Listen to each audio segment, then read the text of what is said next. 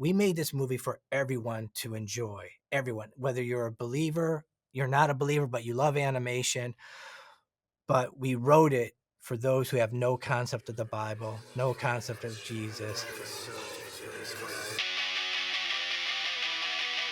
Jesse here with the directors of Light of the World. I'm with John and Tom. I want to jump in right away. John, I'm gonna first ask you, can you share what inspired you to create an animated film that tells the story of Jesus? Oh, first of all, I love animation. So that's the amazing medium. And for this one, it was really our founder, Matt McPherson. He really felt like that back in the 90s that the Lord spoke to his heart that he was supposed to make a film about the life of Jesus. And but for him, he never tries to make it happen. He's like, okay, Lord, then just show me the timing. And so for me, Mm, I had been with the Christian Broadcasting Network for 23 years. 15 of that was a producer for the Superbook series. That's how I met Tom. We when I was given the task to reimagine the classic Superbook, I worked with Tom and his partner at that time, Rob Corley, to reimagine Superbook, redesign it, the way we tell the story. And it was a giant adventure, that story of David and Goliath. And so that's how that kind of got started, is when Matt said that, John, now that you're working for us, maybe this is that time. And that's kind of how it mm, really started that way. And the big thing is if we're going to tell the story of life of Jesus, we got to tell in a way that's fresh to everyone, but also very simple to understand if someone has no concept of the gospel, no concept of Jesus. Because though we tell everyone, we've made this movie for everyone to see, because we truly did. Whether yeah. you're a believer, a non-believer, or you're just a fan of animation, that's who we made it for. But the people we had thought in mind developing were those who didn't have any concept of the Bible, any concept of Jesus. And so how do you tell that story? And we really felt strongly that, well, let's not tell the Mm, story that Jesus is the main character. Let's tell a story who observes Jesus, interacts with Jesus, becomes Jesus's friends. And we thought, let's make it a disciple, because that would draw credibility. But then also, through our research, finding that a lot of theologians and historians believe that Jesus was, or the disciples were probably teenagers, upper teenagers, Peter maybe being early to mid 20s. And so we kind of went from the point of view of John, the youngest. And this is his kind of coming of age, him coming into adulthood. He put his family in a mm, major dilemma, and now he wants to help them, and he's going to seek out Andrew to help them fish, catch more fish. And he comes across the Messiah, or who he doesn't know is a Messiah yet. And really at that point, it's developing a relationship between John and Jesus. You see that relationship mm, grow. And also we wanted to kind of change a perspective of what everyone else sees of Jesus. We wanted Jesus to be, he's human. We want him to have fun. He jokes around. He has a mother that yeah. he interacts with, calls him mama and all that. And so we wanted to show the human side of Jesus, though getting ready to come into the divinity side. Mm, mm. That's good. And I've seen the film, and yes, you guys do that. So you take that on, and it's so good. And I love the 2D animation that you guys kind of did. Tom, you've worked on a lot of what we'll say big animation films: The Lion King, Beauty and the Beast, Mulan. What was it like working on Light of the World, and how was it different compared to some of those other ones that you've worked on? Yeah, it's a good question. So they're both 2D animated films, but I back in the day in the 90s when I was working at Disney on about 8 different feature films there, and it was the second golden age. I was blessed to be there at an amazing time, and I even created Mushu the dragon for Mulan. Um, it was all hand drawn though. We were like pencil and paper. And Wow. now we have technology, even though the actual way we animate hasn't changed for 2D animation, hasn't really changed almost in 100 years.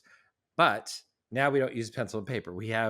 It's a tradigital, that's what I call it, tradigital kind of a pipeline where we can still hand draw on Cintiqs, which are like digital tablets, but now we have programs, we can hit play and we can see it instantly. We don't have to just flip it, like we used to do. Um, Yeah. and Yeah. so, but also we can erase really quickly and delete things or change things from different angles. We get a lot of like iterations that we can do a lot quicker and a lot easier. And so, Mhm. um, definitely technology has, and a lot of people don't hear that side of the story. They think, oh, technology came in and that was CG animation, computer graphics, and now it's all computer. No, no, no. 2D has evolved too. There is now a digital track for traditional uh, hand drawn 2D animation, Yeah. and so we were using the new techniques. We had a great studio called Lighthouse Studios in Ireland that we worked with on the actual animation, and we would literally, it was a Oh, cool. virtual studio. So while I was in house back in the day at Disney, this is all virtual. And what we would do is we had my brother Tony, who also is a Disney animator. We brought him as our head of animation. And so between Tony and I and John, we could review the animation that was coming in daily. Every day we'd get chunks of Mm. animation, and go over them and give notes. And when I say go over, do drawings over their drawings and say, here, push this pose, change that expression a little bit. And that we did that on every single scene in the film except for one. So that was a big Wow. change, That is is we could use a tech, we could use the tech of the day and really evolve 2D animation, and yet still get a look that hopefully is reminiscent of the 2D films of the 90s. what let me ask you this question too, because it goes into the animation part of it. How do you guys determine when you tell a story like this? Because this isn't your typical uh, you know, kid's Mm, story, animated story, right? Because there are some yeah. hard things you got to depict in this. How do you guys go about determining well, let me just say, how do you depict that? You've got Jesus on the cross. You've got him, going before Yeah. the people that hate him, and him getting beaten. And how do you depict that in a way where you're also thinking like, okay, Yeah. we also want children to watch this. So, Yeah. like you say, it's for all ages, but there's children. So, what goes into that, John? Like Tom, Yeah. both of you guys kind of explain the working of thinking of that. So we knew we didn't want to sugarcoat the crucifixion. We also knew that we are saying that this is a family film, but also in the United States, we have a rating system. So we knew we had to keep it no higher than PG, because if it goes PG-13, that affects our audience. And so it was really a lot about staging. And so, so like when you watch Jesus after he comes to meet Pilate, Mm, all the scourge marks, they're more of a darker red. They're not bright red, so it doesn't come across as open wound, because that kind of now helps us with rating and that stuff. And in fact, there's only one yeah. time you see bright red blood, and it's when he dies and you see that single drop follow it down. So there's only one time you see bright red blood in film. But with this Mm, staging, working closely with the storyboard artist, like we wanted to show the nails line up to his wrist, and you want to see the centurion raise up the arm, but then how John turns his head into the view. So what you don't see with that action, but you see John's expression, you hear Jesus scream. Sometimes what you don't see, but what you hear can be more dramatic. And Mm, so we were trying to find that balance through the entire film. And we even had to yeah. do that when Peter cuts off the temple guard's ear, because the original animatic, you saw it fly off. And then we're Yeah. going, oh, that's PG-13. And, there's and there the other was thing, no way to do that. and for Judas in particular, obviously we weren't going to show what happened to Judas, what happened afterwards. But we thought, hey, Yes. if Judas, once he Right. kisses Jesus and Jesus says, Judas, you betray a friend with a kiss, now making Judas that teenager, let's say he's 17, 18 in that moment. And for that one split second, he realized, whoa, Hmm. you considered me a friend. That is all we needed to do to show that he was crushed, he was wrecked, and then he runs off. We'll let we'll let Mm, curriculum and people at churches, that's Sunday school, teach the kids what he did, but Mm, we wanted to make it why would Yeah. that moment seem Right. so believable Right. now? Because Mhm. he was his teenager trying to do all these things, and all of a sudden, here's this guy says, "I'm your friend. You betrayed your friend," and so stuff like that. But even when you saw early in the movie when Andrew and Andrew and Peter's dad's getting taken away, Noah's being taken away.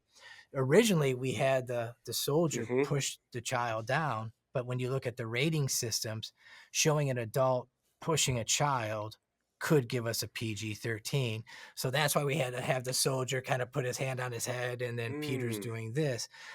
We just had to follow along. So it was Yeah. trying to chase true to those moments, stage it in a way that wouldn't scare children, Yep. but wouldn't hide it from children, but also maintain that ratings thing. So yeah, Mm. that was a tough Yeah. balance. Wow. Yeah, Yeah, I love getting the behind the scenes on that. mhm. So, Tom, give me some more.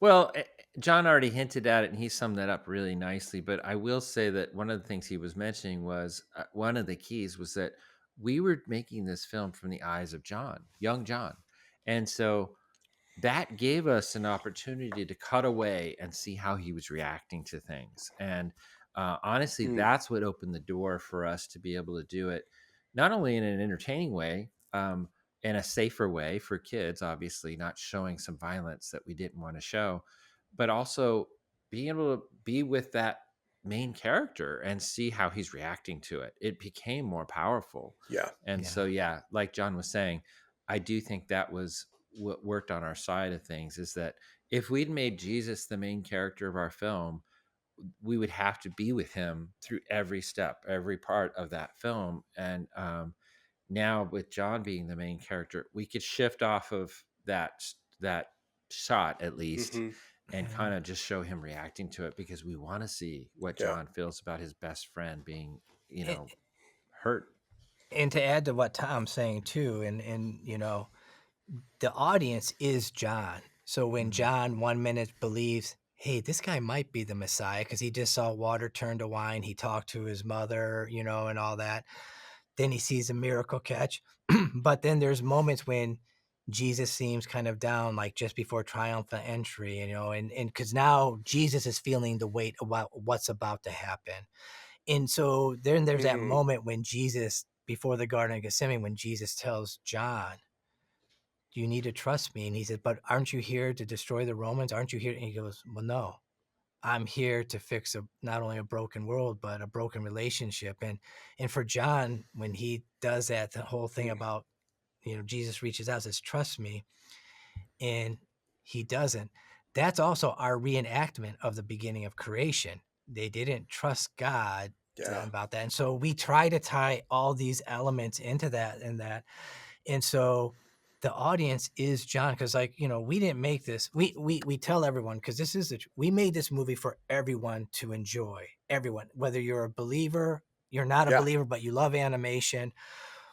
But we wrote it for Yep. those who have no concept of the Bible, no concept of Jesus.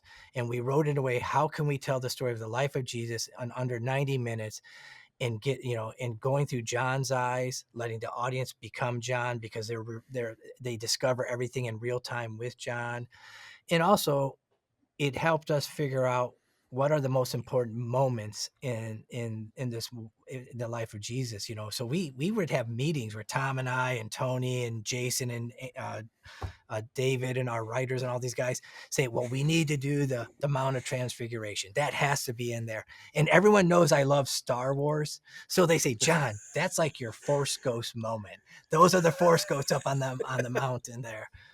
But then you would have to explain the audience who those people are, Uh-huh. and you would have to explain to the Yeah. audience who they are Right. up there. And if you have to go backwards to start explaining stuff, you're not moving John's arc. You're not moving the story. And so that's why we pick choices. So when people who've watched the film say, man, I really love the film, it's so heartfelt, I'm just surprised you guys didn't do this or that. But when you explain why we made that choice, they're going, oh, that totally makes sense. And so we thought through every Mm. beat. What's the most Well, important and thing? and honestly, the short answer is it's an 88-minute film. And we have a lot of story to tell, and it's an epic with a lot of characters. And so Right. you see that how you adapt a story that is big and grand and epic as this story, um, it's hard. And yeah, you have to take out some sequences from the Bible that you're like, oh, I really want to have Yeah. that in there. And Yeah. you know, uh, but we boarded probably, I don't know, 5, 6, 7, no, probably more than that, 8 or 10 sequences that we took out, because and then did something else instead of to bridge 2 other sequences. And all those decisions, I feel like were so God led. Honestly, we were praying the whole time and going to Mm, scripture the whole mm, time. We were writing the script the whole time we were actually making the movie. We were always go back and say, well, what is in this sequence, in this story, what are we supposed to be trying to communicate, right? What is the point of it? And are we yeah. staying true to that? Whenever possible, can we use actual lines from the Bible that were said, especially by Jesus? And so Hmm. that's how we adapted this. But it's condensed timeline. It doesn't feel like 3 years. I'll admit it feels like probably 3 weeks, you know. But we do have time transitions. You just don't know it sometimes. Like sometimes it's, the end of the sequence, the sun's going down, the sun's coming up in the next sequence. Well, guess what? You're a year later, but Yeah. we're not going to explain it. We don't have to, Yeah. honestly, from a thematic Yeah. side of things. It's not important. Yeah. And so therefore we just keep moving forward. But we were conscious of it. We were Yeah. thinking about that and going, Mm, okay, we need to have this sequence at sunset so that in the next sequence when it's sunrise, and there's a time jump here, we're at least alluding to a time jump. Yeah. And yeah. we were working Yeah. with curriculum people ahead of time. So while we were finalizing the animatics into scripts, they were going to fill in the blanks. So, there's a curriculum that's available at lightoftheworld.com. It's a 7-week course. And so that Hmm. version, they fill in a lot of blanks of what happened where in the times and all that stuff, Hmm. the length of the time frame Yeah. and all that. So we were working with people to make sure like, hey, when we get out there, we don't want Light of the World. All of a sudden people get confused like, well, John, nowhere in the Bible does it say that John lost money and his dad couldn't pay taxes, and now they're in this dilemma. We are trying to apply the real pressures of the real time period to our character and Yes. that stuff. And I think like our reactions, like I was in Istanbul just a few weeks ago. Over 100 ministries were there, set from 70 countries to screen the movie. That was the most scariest moment because Matt McPherson, who is the founder of the Salvation Poem Project, but also he self-funded this entire movie. I had asked him when Mm, he approved the budget, and the budget was 20 million. What does failure look like to you? And he says, you guys create a beautiful movie that everyone loves, but no ministry will use. And that mm, was a lot of weight. And so it was one of those ones is kind of finding all those balances, trying to keep true to like, hey, this is plausibility. Did this happen in the Bible? No. But also right. there's a part of the Bible when John says, if I had to write everything I've witnessed of Jesus and everything there'd be so many books. So that's gonna be the crutch I fall on Yes. there. And that stuff is, hey, that's the part that he didn't tell. Yeah. Yes, yes, yes. That is great. I love it, and I'm a movie nerd. I'm a film nerd, That's so great. I could listen to this stuff like all day. So I love the back end of that and kind of like the things that we don't get to see when we watch the film. So I appreciate you guys sharing all of Yeah. that, and especially growing up in the church and hearing this story, this beautiful story over and over again. But to hear how you guys come at it is amazing. So I appreciate that a lot. As we close up here, I want to ask both of you guys to kind of just real quickly answer this question. And you kind of started a little bit, John, but your hope when audiences go and see this, that when they walk out from seeing this, what do you hope that they walk away with? Mm, For those who are believers and they get a fresh take on this, is that a lot of times we have different things of how we see Jesus. And I want them who are believers to see him that he truly is their friend. He mhm. is that friend. He understands all the pain we're going through, whether someone's going through a divorce, an addiction, or any type of thing, that Jesus was here on earth. He understands what we were going through, and really just that friend, because this movie is about a friendship between John and Jesus. I Mm, want people who have no concept of Jesus, there's a frozen perception they might have that he's there judging them. He's just looking over them, just judging everything. And no, he's there for them. He's their number one fan. He wants the best for them. He wants their mm, dreams and desires that they have in their hearts to come to pass, because God placed them in there. And I just want people to realize that Jesus is a friend, and let that to be the beginning of the relationship that way. And I hope for believers, I truly hope this is like, come September 5th, or even before, when they decide that they're going to buy tickets, is that they invite a friend or a family member or someone, a coworker that they aren't comfortable sharing the gospel yes. with, but let the movie take them to the movie. This is a, as Tom would say, if Disney made a movie about the life of Jesus in the 90s, this is that movie. It's a fun, entertaining thing, Mm, but I do believe it will resonate in their heart. I do Mm, believe that. I've watched people who are not believers who have worked on this movie and just ask questions after it's already been working, ministering to people, and it hadn't even been finished. So really, it is wow. about a deeper friendship for those who have a relationship, and it's one of those ones like, hey, if you never trusted God, you never spoke to him, what do you have to lose? He's there for you. Mm, Just that's good. talk. And that's all we really hope is an entry point that way. For me, I would say. That's good. and my version of that is very similar, honestly.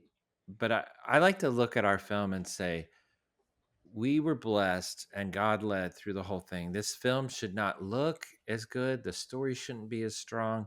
And it was only because of how quickly we had to make it. Honestly, this film was made, I call it in force. We're we're at a fourth of the budget of a Disney movie, the fourth of the team of a Disney movie. We're at the fourth of the timeline to make it as a Disney movie, and now maybe a fifth of the distribution. But honestly, even though all those things were challenges, and they were daily challenges, we were running while we were making this Yeah. movie.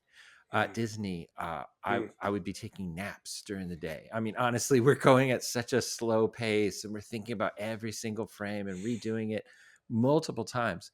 Every shot in this film, every frame, we had maybe two at bats. We had basically, you do it wow. once, we review it, we give you some notes, you do it again, and boom, that's in the movie, right? Like, that's Yeah. about how we had to make this. And so that meant that we had to have some top artists on this thing that were not just Mm, trainees, although we had trainees too.